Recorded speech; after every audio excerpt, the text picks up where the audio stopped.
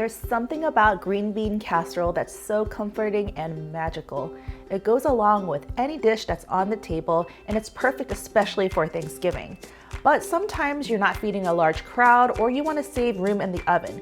So today I have a version for a skillet green bean casserole. So it's not really a casserole in the sense that you have to pop it in the oven, but it still tastes exactly the same and it takes less time to make it. So grab your green beans and I'll show you how to make it.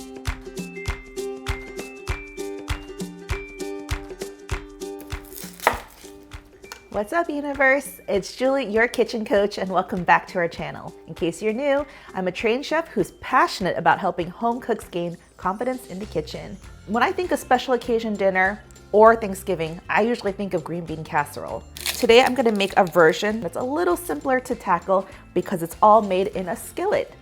And guess what? We're even gonna make our own crispy fried onion topping. That's right, it's not gonna come from a can.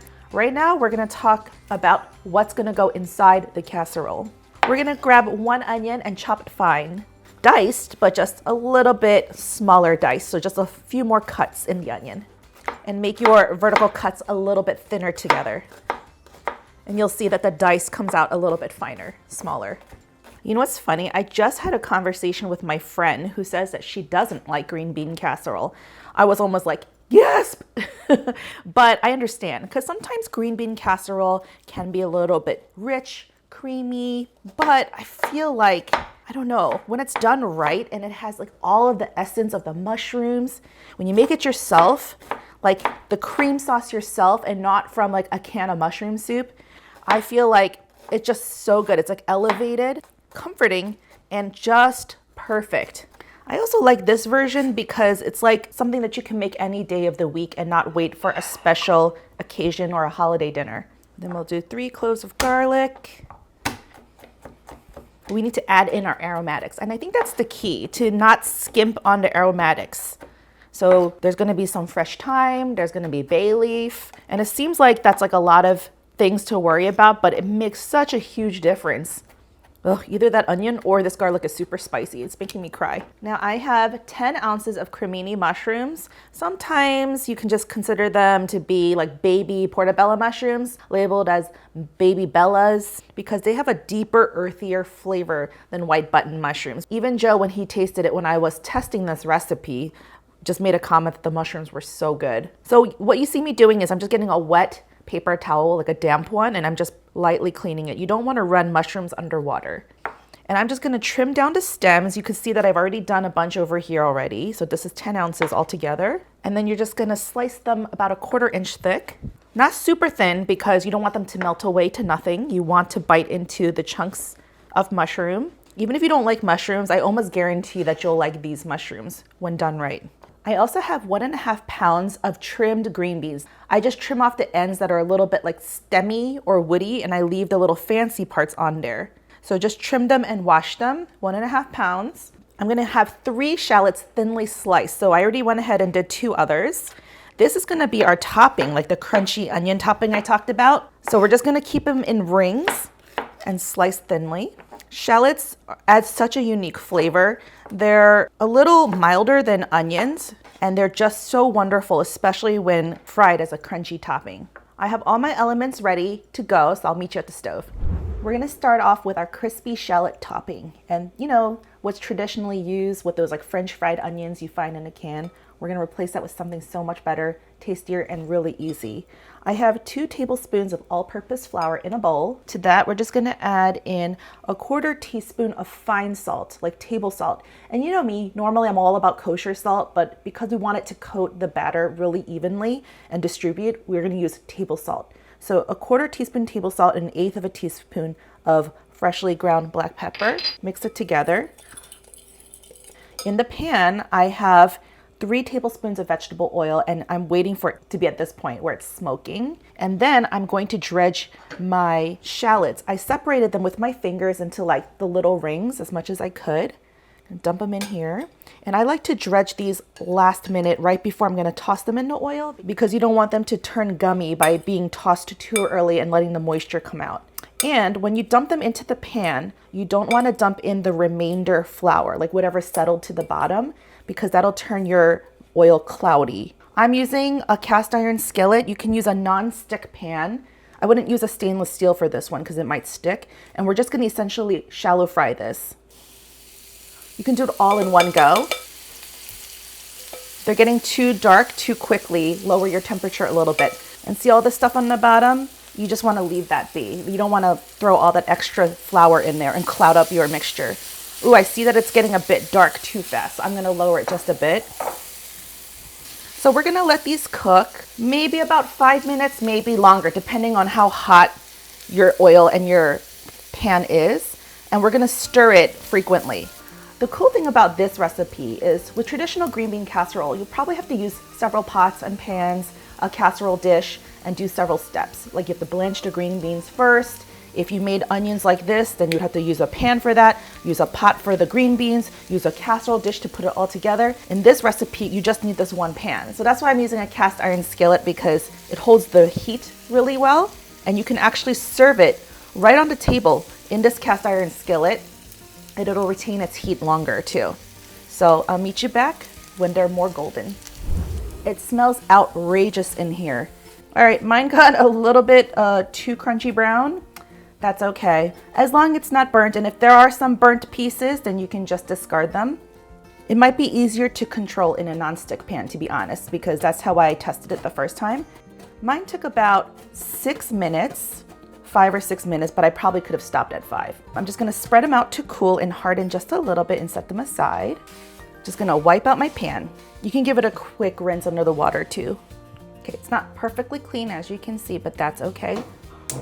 And that's what I love about this recipe, just keep using the same pan for everything. We're using a total of 5 tablespoons of vegetable oil or canola oil throughout this whole recipe, divided. So we're gonna go, we used 3 to make the shallots. We're gonna add about 2 more. I'm eyeballing it, obviously. Over medium heat, we're gonna add in your mushrooms, so cremini or baby bella, brown. We also divide our salt. So we're gonna add another 1/4 teaspoon of fine salt, table salt. And then we're just going to cook these down. They release their moisture, they get more brown. So that could take anywhere from maybe like 5 to 7 minutes. While I'm waiting for these, let me show you the shallots again. Now that I've had time to stop freaking out that they were getting too dark, if you look, only the bottom pieces got really dark. The rest are just fine. Like, this is a perfectly golden shallot. So just don't use the burnt pieces, I guess. I mean, accidents happen to the best of us, even chefs, right? But if you absolutely messed up, like you really weren't watching or keeping an eye on it, you could definitely start over. I just can't. I don't have any more shallots. I love sauteed mushrooms. It's like one of my favorite foods. These are what the mushrooms look like after about 5 minutes. So glossy, cute. Just gonna move them to a plate. Once again, they are seasoned a little because they had the salt on them. If you really wanted to, could you do this with white button mushrooms? You definitely can. It'll still be really delicious. These will be just a tad bit more delicious. If you have a lot of leftover oil in the pan, you should wipe it out again. I don't really, so I'm going to just add in my butter. 2 tablespoons of unsalted butter.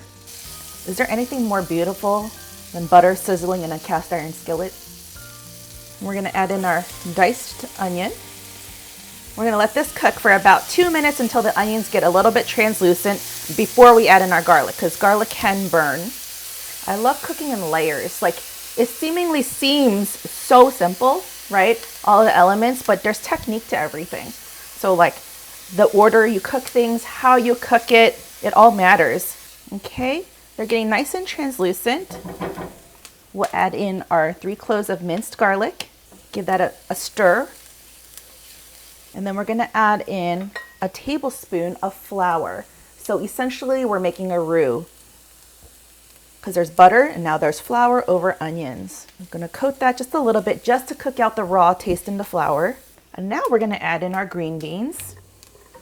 Once again, you don't have to take that extra step of blanching it, throwing it in boiling water, shocking it in ice water, and all that jazz. We're just gonna cook it all in here at the same time with the sauce. So to that, we're gonna add in 3 sprigs of fresh thyme.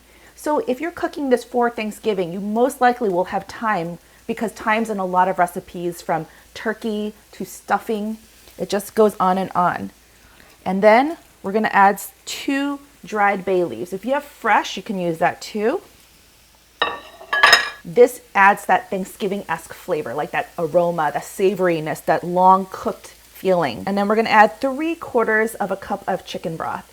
This is just regular, it's not low sodium. I'm also going to add in 3/4 of a cup of heavy cream. Yes, all at once. So we're gonna increase the heat so that it actually is bubbling to about medium-high.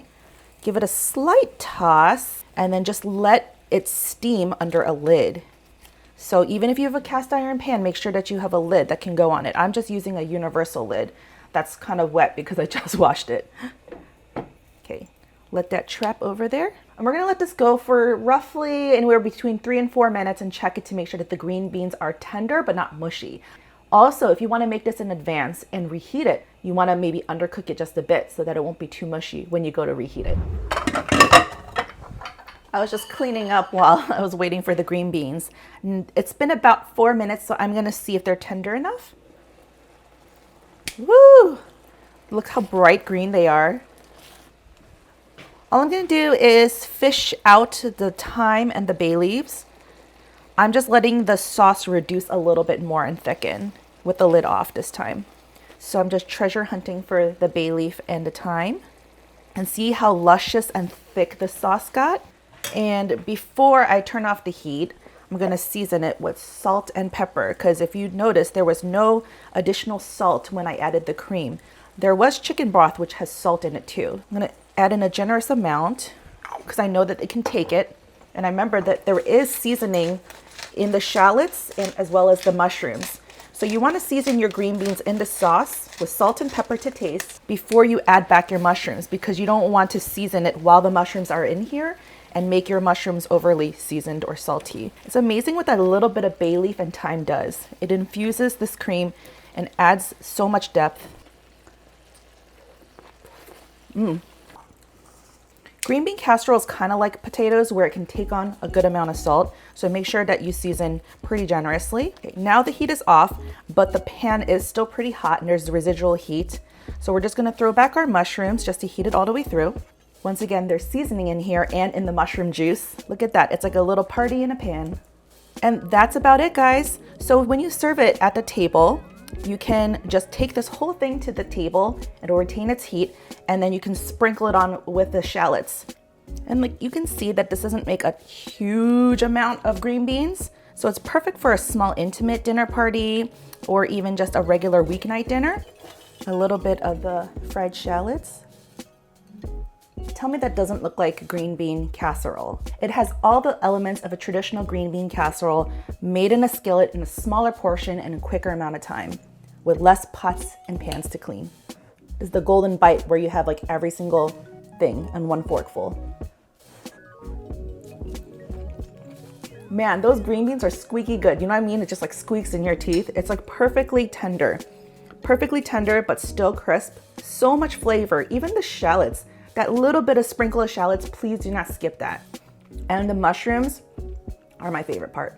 Anyone would love to have this at their dinner table. It goes well with everything. So I hope you try it.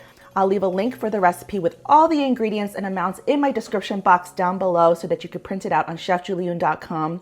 Check it out, grab it, and try it out. It's so easy to make. It was really simple. Make sure you give this video a thumbs up, a big thumbs up if you liked it and you want to give it a try.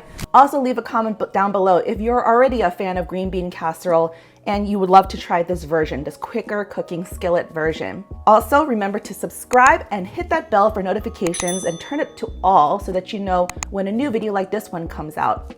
Thanks so much for watching. I hope you really give it a try because it is so fantastic. And I'll see you next time. Bye. Depending. Oh no, overboard.